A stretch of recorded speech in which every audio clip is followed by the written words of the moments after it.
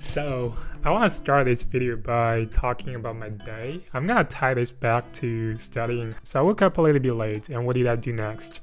Obviously, as anybody else would do, I slept in for extra 10 minutes. Then I was, morning routine stuff. I was thinking, oh my god, should I have slept for this extra 10 minutes? How am I going to get a free parking on campus? So I was unhappy at that moment. Then I get to the campus and I was able to find a free parking. So I was happy. I don't know, 5 minutes. And then I get to the library. I started planning out my day. I need to review all the linguistic stuff that I've been reading in the last 2 weeks. I was dreading that so much because I wasn't sure whether I would be able to connect all the dots. I jetted, and then I kind of, get myself to do it. As I was doing it, everything came along. I was able to draw a pretty organized mind map, so I was really happy at that moment. At night, as I was planning this video, did not have a very clear idea, so I went out for a walk.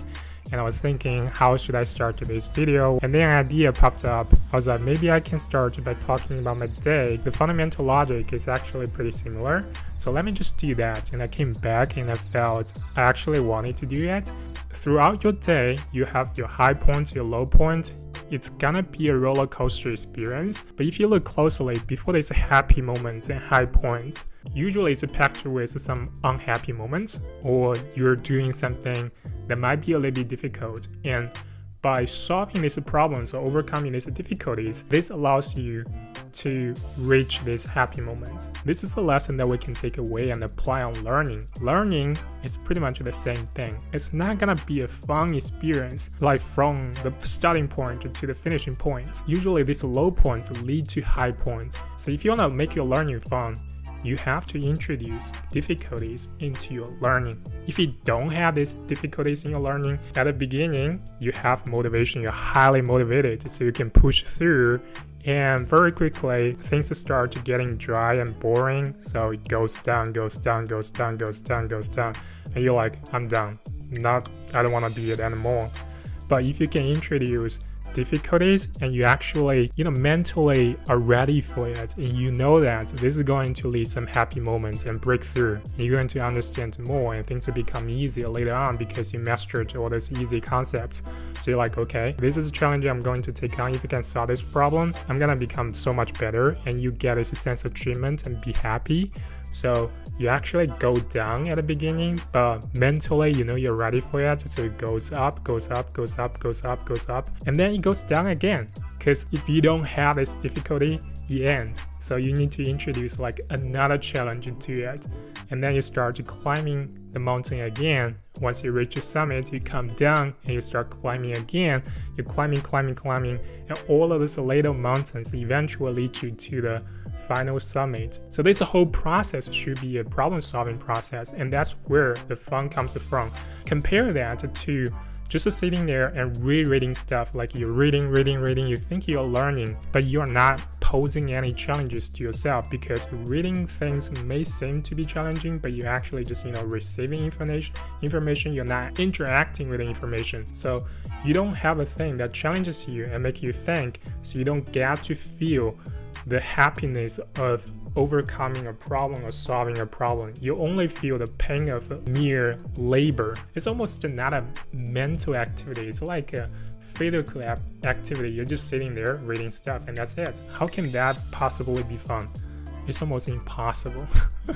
You have to use your motivation to push through if that's how you study. So deliberately make your learning a little bit difficult, not something that's like extremely difficult, you can't even solve the problem, but at a range that's manageable, and get it done and get this sense of achievement and continue on to the next challenge. That's how you'll make learning fun. Another major point when it comes to learning is you need to understand there is a misalignment between you and your brain. Oftentimes, you only see the end result, so you think that's where I am.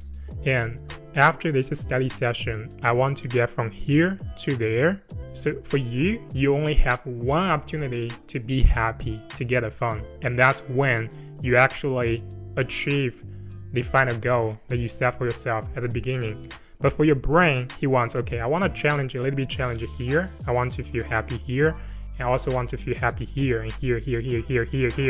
If you get boring, it goes down and he doesn't want to do it anymore. and you become drowsy and sleepy. So you want to pose, challenges throughout the session to keep your brain engaged. That's very important. The most challenging part when it comes to studying is the first couple of minutes, because these moments you are at a position that's the furthest to the end goal. Mentally, your brain unconsciously know that you're so far away from the end goal, but it's all mental. If you can realize that, switch your attention from this end goal to maybe one step further, like I'm just going from here to there, and I can do that within 5 or 10 minutes. I can get this reward, and you feel happy about it, and you can trick your brain to do it. So it's all mental. Yeah, it's a mental wrestling game with your brain. Another thing I want to bring up is rest. Oftentimes, when I feel like I need to get a rest, what I actually need is just a change of scenery, to change things up. Like, maybe I've been studying this for about an hour and I got really tired. My brain slows down and I'm thinking, okay, I need to get a rest. And then come back and I continue on to study that. Still, my efficiency is pretty low. I'm not really working any faster, understanding things like better. No. But if I change things up, maybe it's like changing from studying to like planning my videos or editing videos. I actually find I'm working on these videos pretty fast. What is happening here is your brain gets bored easily when you are continuously working on the same thing for too long. And this also happens when you're watching videos, like watching TikTok or YouTube videos. These things are fun. Theoretically, you can do it for a really long time. But if you keep on watching like the same type of videos at TikTok, 20 minutes later, if you're watching the same thing, maybe not 20 minutes, like for 5 minutes, if you're watching the same video, you get really bored. You want something different from that. A lot of times, when you think you're tired, you need a rest, you actually don't. You just need to change things up. And this is a big game changer for me, at least personally, because it allows me to work continuously, not on the same thing, but on different things for a sustained period of time. I can work and study from 9 o'clock to 12, 1, maybe sometimes even 2, like non-stop. So it really boosts my learning efficiency. Perhaps, pay a little bit attention to that. See if you're really tired or just need to change things up. So I want to end this video by talking about the biggest challenge in learning. I think the biggest challenge in learning is overcoming your good enough mentality. For example, English. I can communicate, I can express my thoughts, I don't have any trouble getting by, in my daily life. So that's pretty good. You want to get to the next level, but that's gonna be full of adversities and obstacles you have to overcome, and you feel like, no, I'm fine with where I am. This mentality, this good enough mentality, is what holds you back. If you truly want to master something, like to become so good that people can't ignore you, you have to keep on going.